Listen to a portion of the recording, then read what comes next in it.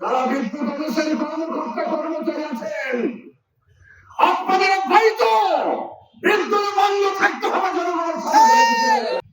এইসব সমস্যার যদি সমাধান না হয়, অনতি বিলম্বে হাজার হাজার লোক রাস্তাতে নামিয়ে জেলা প্রশাসক অফিসকে ঘেরাও করা হবে, এসপি অফিসকে ঘেরাও করা হবে। যেসব অফিসে দুর্নীতি অব্যাহত আছেন তাদের অফিসারকে ঘেরাও করা হবে।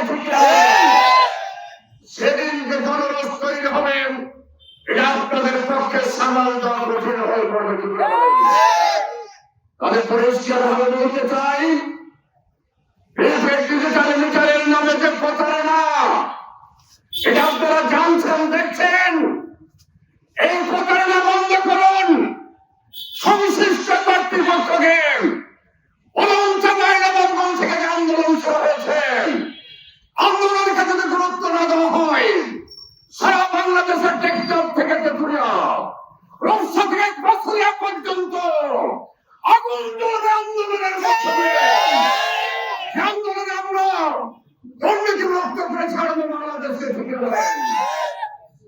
যদি একটা প্রয়োগ দরকার হয়, বছরের পর বছর, মাসের পর মাস, উত্তর টাকা না দিলে প্রশ্নমূলক ফলের ব্যবস্থা হয় না। ঠিক না বলেন?